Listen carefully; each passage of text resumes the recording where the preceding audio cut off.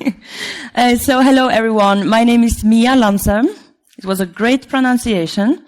And I work for Orange Cyber Defense, and I'm really happy to be here. And my talk is called Why Kids Couldn't Care Less About Your Password Advice. You can't be a speaker without talking about yourself. And I love talking about myself and generally talk at all. I'm a pen tester, ethical hacker at Orange Cyber Defense in Norway. We have an office in Oslo. Someone like to call me female hacker, just to say that I'm female. But I'm a pen tester. But I usually say ethical hacker because imagine being the only girl on the team and people ask what you do for a living and I say I'm a penetration tester. That sounds kind of bad. So, isn't it strange for a pen tester to come here and have maybe what we call the least technical talk here? But I think this is quite technical, and it's something that surrounds us all the time. It's about social media and kids. And I guess maybe some of you have kids, you know kids, you like kids, you hate kids. Doesn't matter. I'm 25, but I often feel as I'm 80. And I'm actually 26 in 2 weeks. But don't tell anyone, because then it means that I'm closer to 30 than 20. So I'm 25. I come from Trondheim. We're really known for being big-mouthed. We talk a lot. We swear a lot. So I'm very sorry if I'm offending you. Not. But I have lived in the capital for almost 10 years now. And I still have a big mouth, and I'm not going to shut up. I am a former national team member in Taekwondo, double Nordic champion. But then I hurt my knee. You know, I got old, I hurt my knee. And then I decided I'll be a lazy IT professional instead. I'm also an author. I actually wrote a children's book. A best-selling children's book called Safe Online in Norway that came out in 2020. That was pretty cool. But I'm most known in Norway for helping victims of image abuse, hacking, and I work against child abuse. So all the pedophile stuff, I also do identity theft causes, fraud causes, love scam, I've had hundreds of talks. I started doing talks 5 years ago. I have done about 500 now. And I did that while being a student, full-time student. I've been a pen tester for 2.5 years. Started right after my studies. And I was like, okay, I will do this. This sounds cool. And now I do about 70 talks a year. Next to my full-time job. Imagine. But I also help thousands of victims. So I am a pen tester at Orange Cyber Defense, but I do also have my own company on the side where I help victims for free.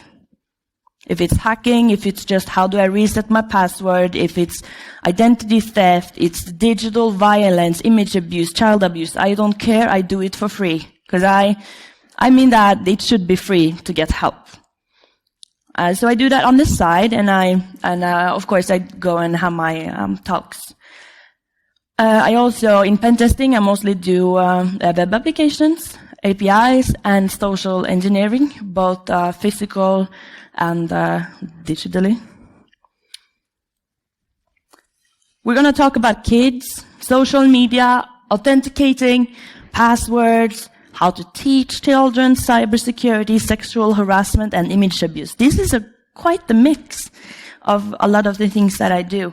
And we have social media. I guess you guys, you have social media. So, social media, places where we can talk together, share, have our very own profile, like Facebook, Snapchat, TikTok, blah, blah. And 97% of children aged 9 to 18 in Norway, they actually have their own phone. And it's mostly a smartphone. 87% of those aged 9 and 10. And 90% of children aged 9 to 18 has a social media profile. 50% of the 9-year-olds, 65% of the 10-year-olds. And I think that's quite a lot of very, very young children. And this is numbers from Norway. I guess it's different for each country. So if you have numbers from your own country, I'm always open to read and see. Send them to me if you want to.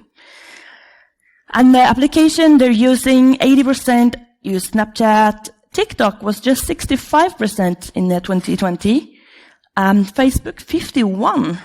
And YouTube, almost everyone. But do they really use them all? So I see that I have several channels where victims can contact me.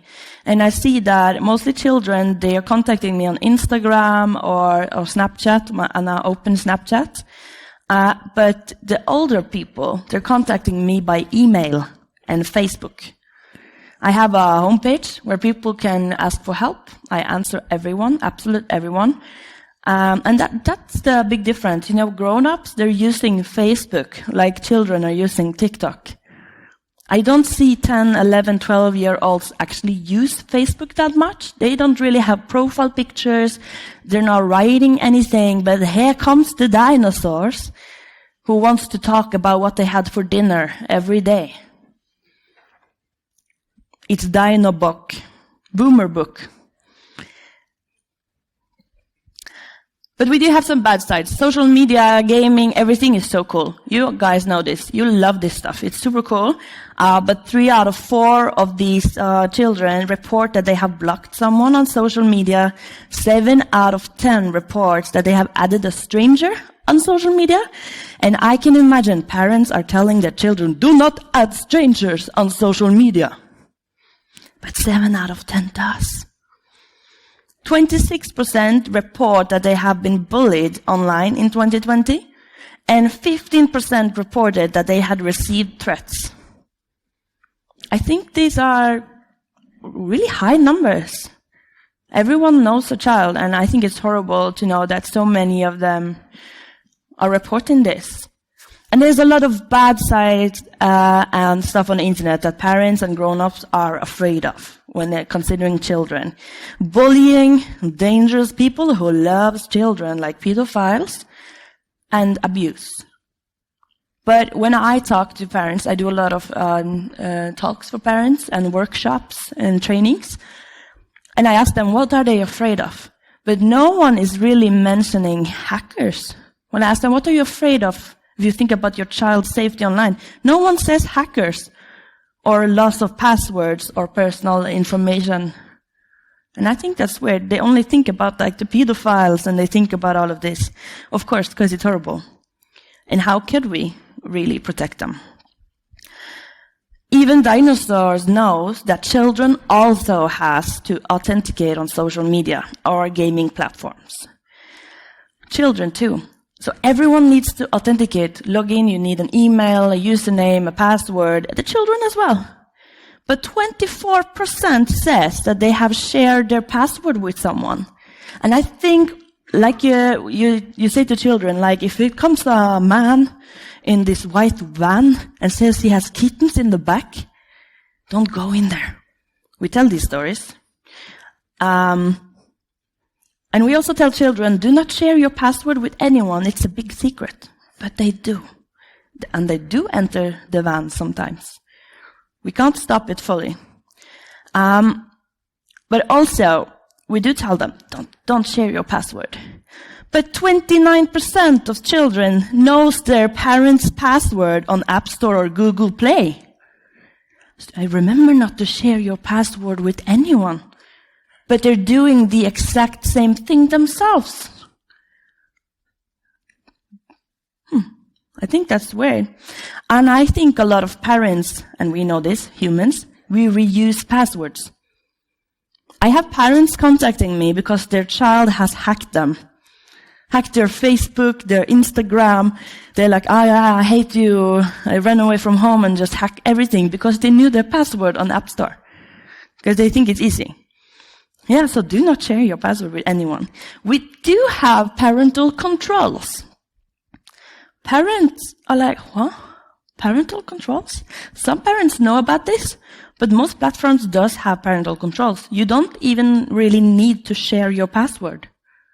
I also have parents, fun story, that tell me, My child knew my password on the App Store and used like 10,000 kroner, Norwegian kroner, so let's say €1,000, on the games. Can you help me get the money back? Imagine your child spending money on Roblox or Minecraft, and you contact customer support. Yeah, I gave my password to my app store to my kid, and now he's bought a lot of stuff. Can you give me my money back? Good luck with that on the insurance. But why do they share passwords? And these are, again, Norwegian numbers. 25% to get help with something. 21% in case they would forget. 7% to prove that I am a good friend. And 59% shared it to help out with Snapchat streaks. So Snapchat streaks is the biggest reason for children under 18 to give out their password. And that sounds to you really stupid, doesn't it? Like, well, who cares about Snapchat streak? Children does. Snapchat streak is a much bigger deal than you might guess. How does it work? After 3 days of snapping, you get this really cool flame. And it will start to count the days that you guys have been snapping each other. If you don't snap them for about 24 hours, an hourglass will show up next to the flame, and you will lose your number of streaks.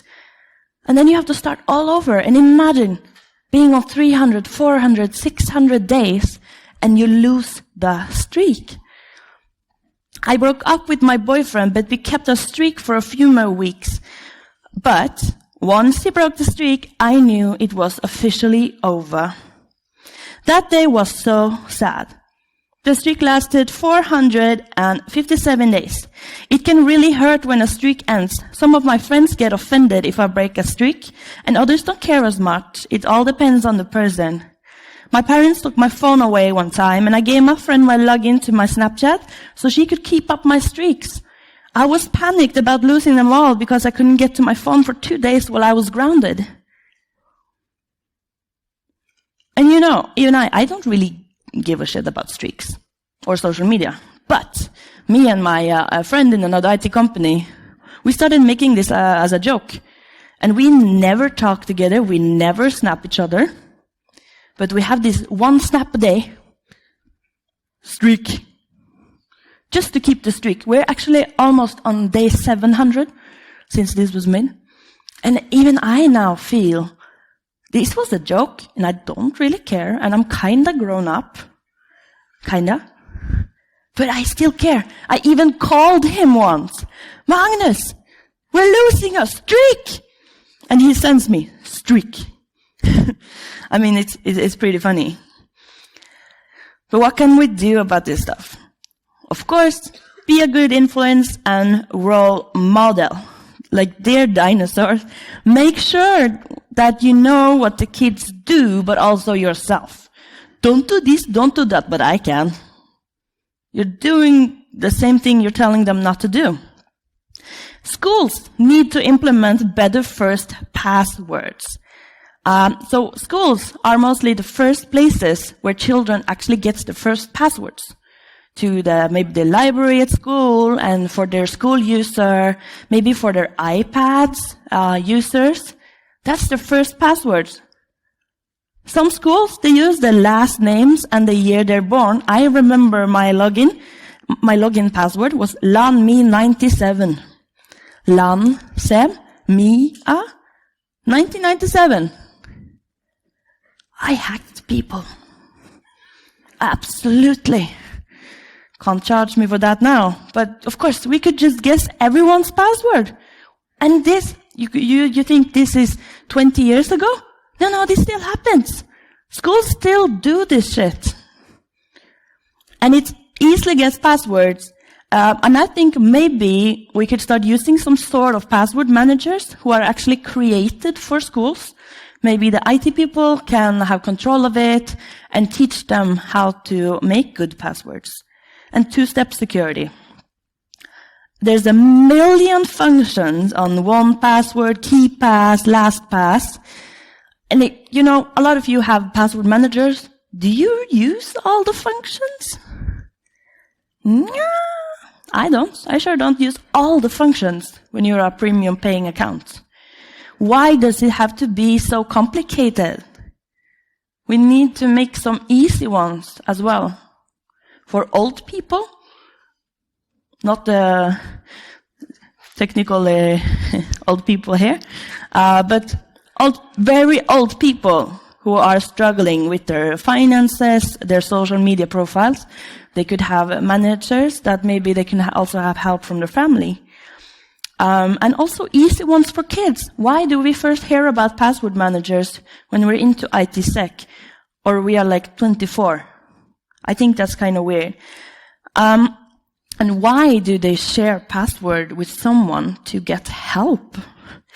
I think it's because it's embarrassing to help parents for help sometimes. Even you would imagine if you are a parent and you're into IT sec.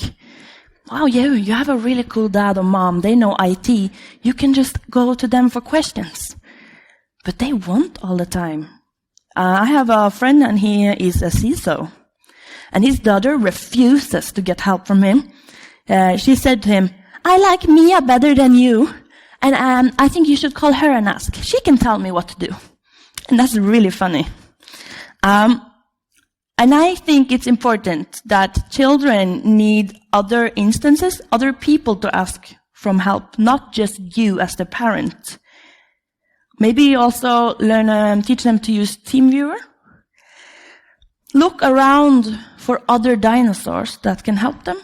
Maybe they have a cool teacher, maybe the IT personnel in their school. Make sure they know they can get help from everyone else. Don't let them get help from the scammer on the RuneScape and all of that. I remember I lost my RuneScape user because this guy said he would help me create a fire to make food. And he said he needed my password so he can log in. So I was hacked. Yeah, that's the one time I think and hope I've been hacked. Why couldn't I just ask someone? I didn't think of that. Also, I think kids, they're getting lazy. Kids, they have iPads when they're like born.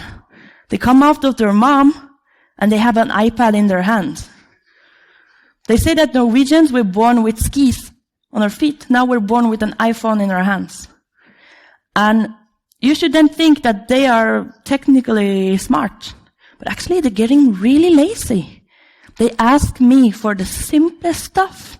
They can Google it. Like, hi, Mia, how do I reset my password? I have 14-year-olds that asks me this question. And I think that's a very easy thing.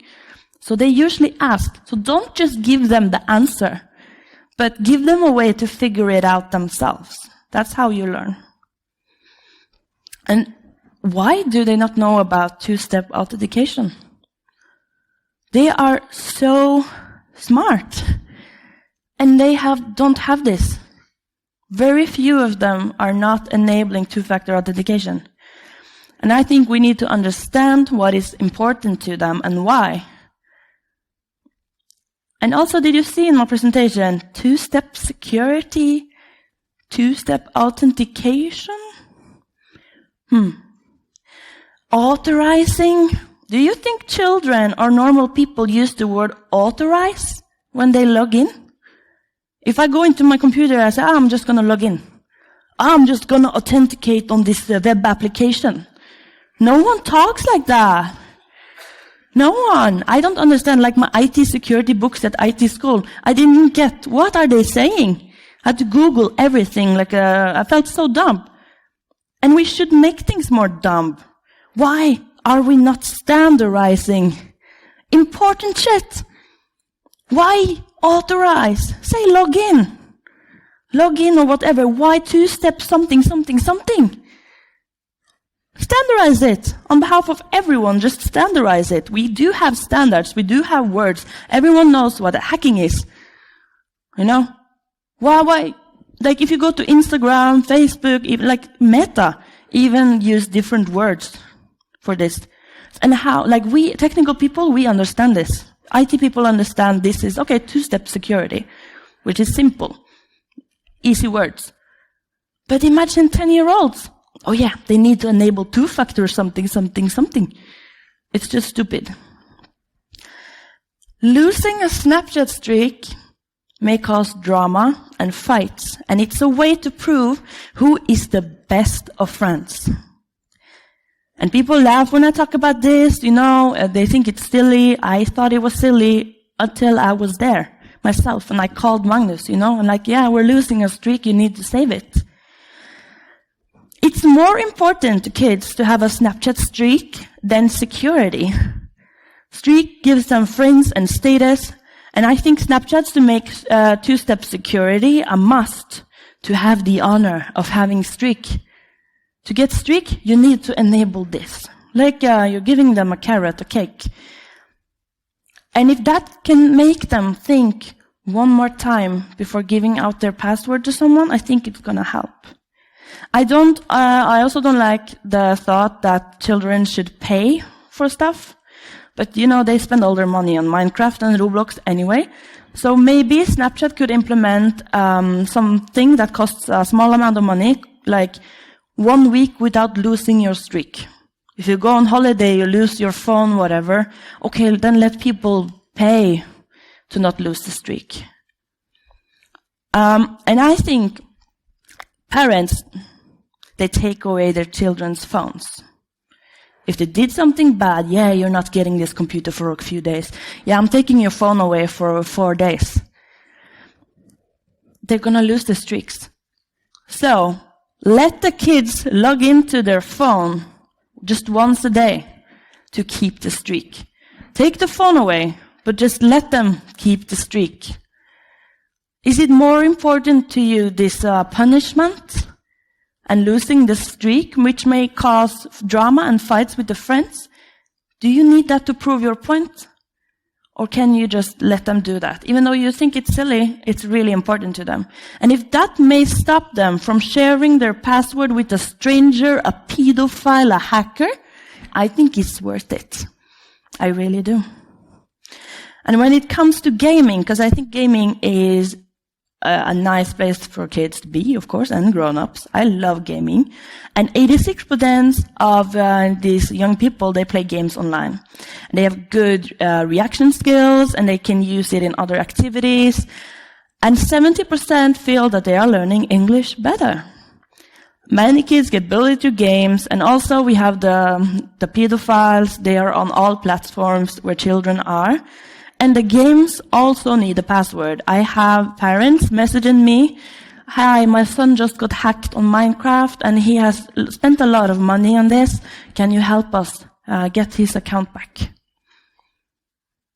If it was a good password and people are talking to their kids in a better way, I think they wouldn't lose their user. Imagine they have been working on this user for a year, spent all the money they earned on tidying their bed and washing, doing the dishes for you, because they wanted to do this stuff in the games. And now they lost it. And where did I learn about security? I learned about security from gaming. So, kids and you, we have multiple passwords. And you should have multiple passwords, they say, because if you get hacked on one site, then you won't get hacked on the other one, and blah, blah, blah. So we need to have multiple passwords, and we also need to safely keep track of passwords, and they need to be strong and long. It sounds easy, but it's not really easy if you have like 30 social media profiles. And the first password, as mentioned before, are received by parents or at school. And the passwords they're creating themselves are related to their lives. Sports, gaming, animals, names, numbers, or colors. I remember mine pretty well. It was football, 1997. You can find them on the leaked lists on Pwned. I don't have the same passwords anymore, but you can try. Also, when I had to change my password, I was a bit older. I changed it to Mia0904, because I'm born the 9th of April. But then they started saying, yeah, you need a longer password. Okay, Mia09040904. And if you need a special character, you know what my password was then. And these passwords, I used them until I was 16, around 16. That's almost 10 years ago. It's not that long ago, is it? I was 16. I had those really bad passwords. And the younger kids, they rely on family support for password maintenance.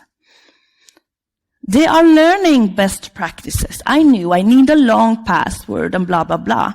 But we have really bad password habits. I think a lot of people have. The reuse of passwords and sharing password with your wife, with your husband, with your friends or strangers. Some people into gaming know this game. What rewards do I get for enabling two-factor authentication? Again, this is mostly a kids game. Why these words? I don't know. 2FA on my Epic Games account. As a reward for securing your account with two-factor authentication, you'll unlock the Boogie Down emote in Fortnite.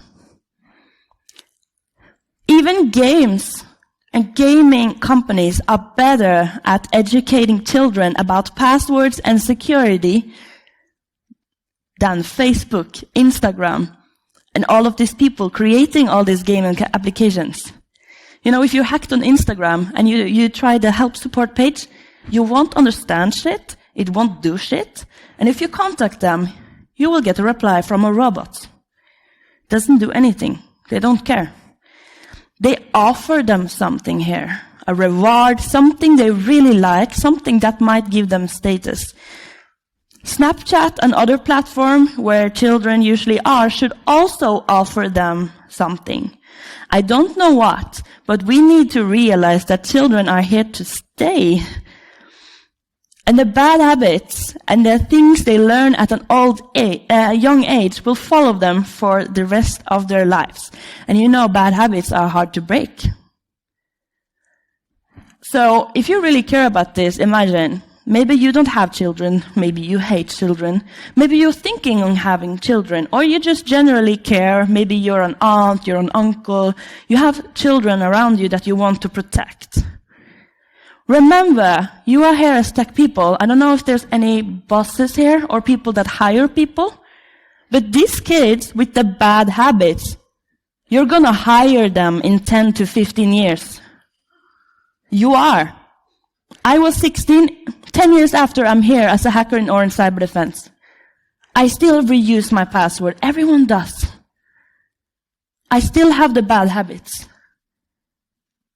I wish someone told me earlier that I should break those habits. I didn't have anyone to teach me this at all. So remember that. If you don't care about this or blah, blah, blah, you work for a big tech company, now we don't want to spend money on this, standardizing this and that.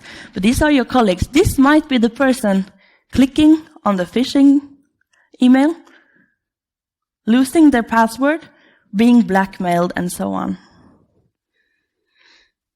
When it comes to sexual harassment and image abuse, which is kind of what I'm famous for, sounds like I'm a real criminal or a real creep.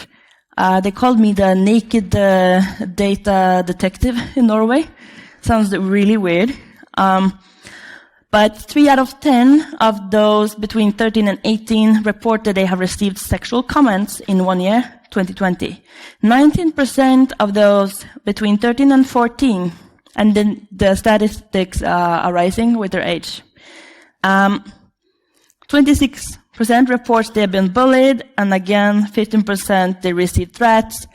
12% of those aged 13 to 18 had sent a nude photo of themselves just in 2020 in Norway, and 13% of them got paid for doing it. You know, there's a lot of children in this world, and that's a lot of children. Some ask themselves why send or save nudes. Well, it's not your business, not your problem. My body, my choice. Not in America, I guess. Love, it could be for love, money, status. It could be exciting. Our whole lives moved from the physical world to the digital one. So of course, the sexual life moved there as well. The thing is, What happened when children and people lose control of their passwords or trust the wrong person? Snapchat memory, okay, backed up in a cloud, it will save all the pictures automatically. Actually, when you actually register, it will automatically save everything. You have to turn it off. So if they take a nude photo, maybe with someone they love or themselves, and they save it, it's going to be in the Snapchat memory. And then, I'm grounded by my mom. Could you please keep my streaks? Here is my password. Could you log into my Snapchat user and keep my streaks up? And maybe this person is a bit curious. What do you have in your Snapchat memory? They look in the photos. Oh, they see a nude photo. Oh, that's exciting. These are children, you know. They think this is really exciting, even grown-ups. And what do? What might they do? They might save that picture on their own device. They might be not your friend. It could be a stranger you met online, maybe flirting with. Give them the password, they log in, and now you lose control. It's their life, and it's their digital life. And in what I do, I see a lot of shit. It makes me sick, it makes me throw up, it makes me cry at night, it makes me anxious. I talk to children at the age of 16 who are forced to have sex with their abuser to not get their pictures leaked. I talk to children at the age of 17 that had a sex video saved somewhere in the cloud, in Snapchat, whatever, and now someone hacked their account or got access to it, and they're saying, give me €1,000 or I will post it to your stories. I help and speak to parents of children who was just 15, who is no longer alive because someone decided to blackmail them and post their sex video on their stories. These forums you're seeing in this picture are like the open web. It's Reddit, it's 4chan, it's Telegram, it's WhatsApp. All of these pages are created just to harass victims of image abuse. There are groups made all over the world with thousands of people joining them to see photos that they should not see or have access to. There are hackers online. They don't care about your passwords. They're not here to scam you for your money with some love scam. They hack victims. They hack their Snapchat. They hack their iCloud to blackmail them. And it doesn't always end well. And I speak to victims who stop replying. And then their parents find their computer, see they have talked to me and say, thank you for trying to help our daughter. I'm sorry to say she is dead and we would love to talk to you. I shouldn't be the one visiting their graves as the first time I met them. I should be talking to them, shaking their hands, giving them a hug. But I meet them at their gravestone. And I think that's horrible.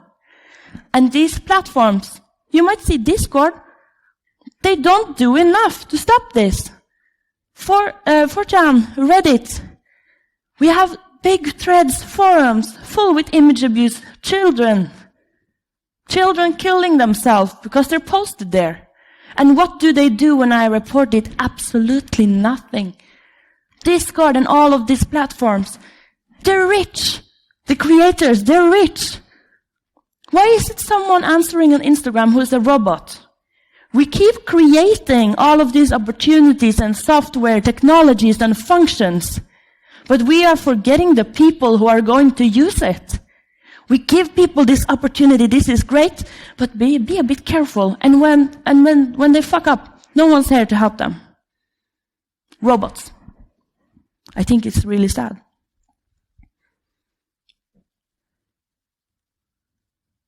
The children, they are on social media, and they face the same cyber threats as we do, as grown-ups, as dinosaurs, as cyber companies, the same threats. We need to understand and we need to talk to them about what is important to them. Even though you think Snapchat streak is ridiculous, I don't care. They care. And then you should care. companies who are supposed to keep us all safe. They need to create more simple solutions for the young ones and, of course, the old ones. They get love scammed all the time. They're 80, they're 90, and even younger. They get scammed all the time. What does the banks do? Absolutely nothing. They even see, they're transferring their whole payment to someone in Gambia. Oh, but we can't do anything. We need to standardize and simplify password managers, password and security-related words and informations like two-step factor something something. We need to standardize it all, and we have to like when I make a pen test report, I have these really technical parts, but in the summary, I'm told you need to write it so that the biggest idiot on earth will understand what you found in this report. To the non-technical boss. Because they won't understand the scripts and the codes, but they need this summary that everyone should understand. But if you read on Instagram and whatever platforms, you're not going to understand shit. Snapchat and other companies need to look at the biggest factors of children and, of course, everyone else giving away passwords. Is a stupid streak to make people use your application and click on ads more important than children's safety, health, and their lives? Then I want Snapchat to start answering my emails and trying to reach them on the social media, and they can join me on the kids' graves and tell me that Snapchat Streak has a good function. What good does Snapchat Streak do, people? Absolutely nothing. And 59% of children gives away their password, so it's a high risk. High security risk. So why don't they remove it? Money, money, money. The internet is as big as space, or the universe really. And that means we do not quite know how big it is. And while I'm here on this earth, I want to make a difference. Not everyone has to be me. A lot of people say, Mia, we should have more people like you. And it's a compliment. It's nice to say that. And maybe it would be cool so I don't have to work all day, all night. But we shouldn't have someone like me at all. Someone in the middle of their 20s, using the half of their 20s, fighting for something that is not even her job. Something is failing. And I'm not saying we need more people like me. I'm not saying you need to do the same shit that I do. But if everyone can do just one thing, don't blame victims. Be nice, be kind, care about people. Make sure that you are a safe person that they can come to. A lot of parents, for example, will say, no, never post a nude photo of yourself. You're shutting the door, locking it. You're making sure that this kid will never come to you for help. And what are we here for? We are here to help. We need to show them the consequences of what can happen, and then they can think for themselves. We need to make sure that they're coming when something is happening, instead of going out, walking their dog at night, and not coming back home. And they're found in the forest the day after everyone's been looking for them, because they didn't know where to go. And I think it's really sad. So to answer my question, my whole presentation, why kids couldn't care less about your password advice? They don't speak dinosaur. And that's why I think this is very important, and I hope that everyone here can take out something good of what I said. Maybe you didn't learn anything new. Maybe you have a new view on stuff like this. I'm on LinkedIn. You can connect with me. If you have something you want to tell me, even if it's a story, even if you fucked up, I don't care. I don't blame you. I am a safe person you can talk to. My homepage is in Norwegian, so, you know, you have translators, but LinkedIn and email and Instagram, Twitter is much easier to reach me. And I have to say thank you so much. And sorry if I ruined your mood. But thank you so much. Thank you a lot for this presentation.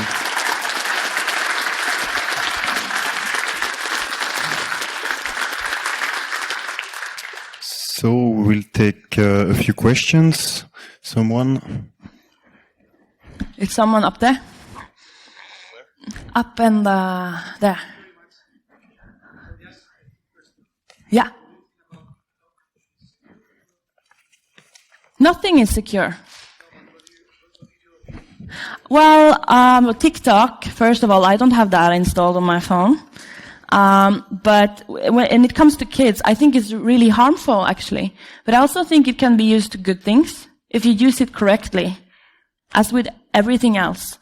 But I also think that you should follow what people are advising. Like, we have 9-year-olds who post TikTok dances online. I think that's weird. I want people to follow the recommendations and to seek more knowledge of parental controls.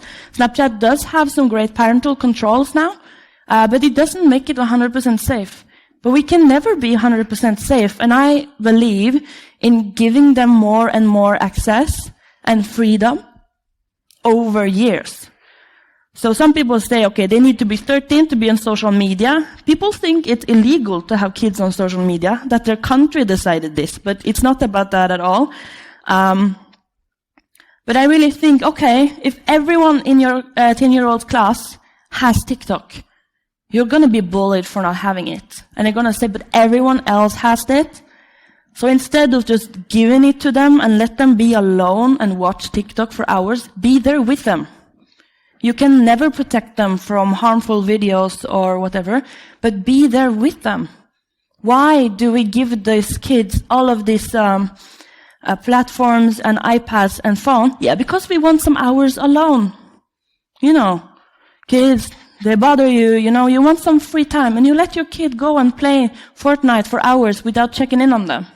They need to know that you're here. So if it's safe or not, I don't know. Nothing is safe, really. Thank you. Yeah. Any other question?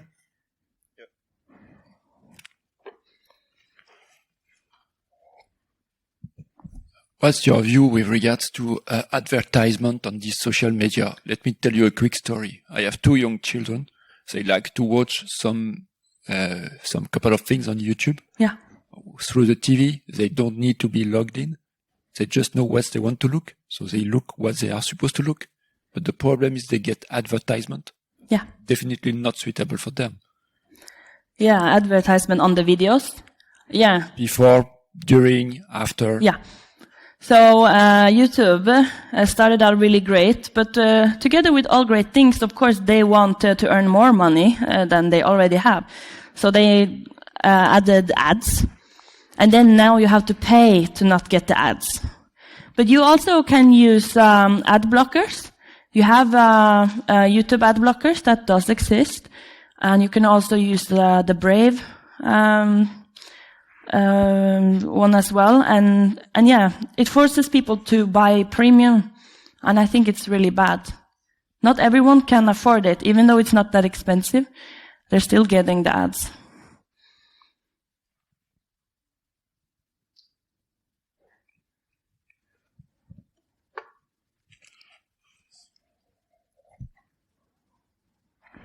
Thank you very much for this presentation. I'm here.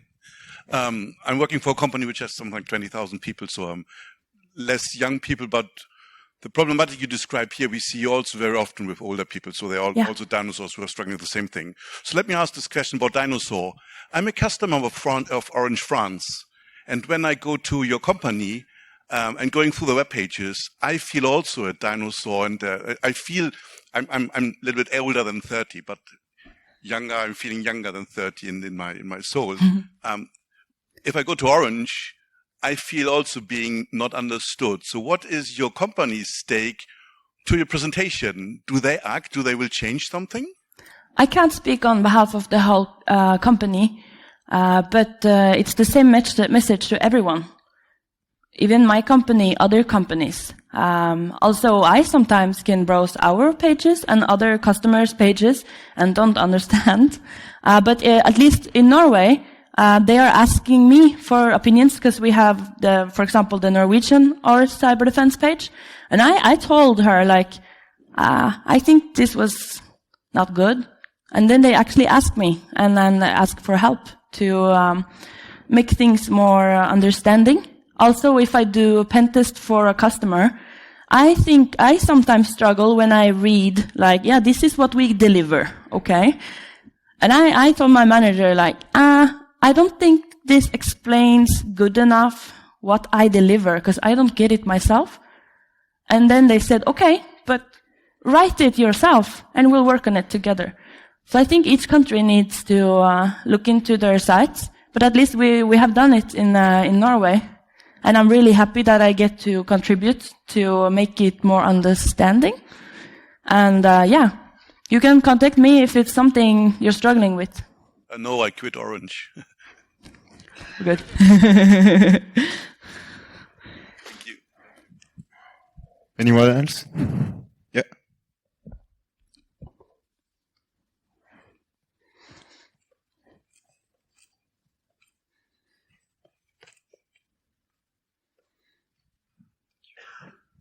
What do you consider a suitable age for a kid to receive his or her first phone? For first phone? Smartphone. I think you could start with watches. So first phone, smartphone. I think we need to see the what age they're getting it. I think you also need to consider, you know your own child. I don't. Some children are 18 in their head. Some are 10, as with us grown-ups. I think that's something that people need to consider. How grown-up is my kid? Is this kid, is he 12? Or is he a bit childish still? I think it's really a lot of the difference. But as I mentioned as well, I think we should let them get more and more access to things. You know, if you're teaching your child to ride a bike, you won't place them on a bike and, yeah, have a nice ride. You have these wheels on the side. And we should do the same with phones. You could go through with your internet provider to block Omegle, chatroulette, bad pages. And then you can first, of course, get knowledge about the parental controls on, for example, iPhone. And even though they have this smartphone, maybe you could start up with rules. So screen time. And also that they just use this if they are actually going out or when you are there to see what is going on. And start that, and then give them more and more freedom and access. I did ask because multi-factor authentication is almost all versions today based on owning a phone. On phone, yeah? You have SMS, you have applications, but every multi-factor requires to have a phone. You can also have it on an app, on, for example, on an iPad. But then, of course, you don't. It's almost the same, but it's not a phone. But yeah, I agree on that as well. Maybe there's a better way for kids. I don't know. I hope they will find out. Good point. Any other question? Are you guys not sick of me yet? Hasn't it been a long day? I'm stoked. I'm glad you're asking questions. Just a clarification on the previous question. You do not need a phone for 2FA. You can have TOTP codes on a smartwatch without having the smartwatch connected to a phone. And there are security keys like YubiKeys, which are in fact the only unphishable ones. Yeah. Which should be taught and whatever. So. Yeah, and some two-factor also are on email. So maybe parents could help them with that. Thank you so much. Welcome. Now, you're all sick of me, right? You can come and talk to me. I will be here and ask me anything. I'm not shy. Thank you. Good, thank you.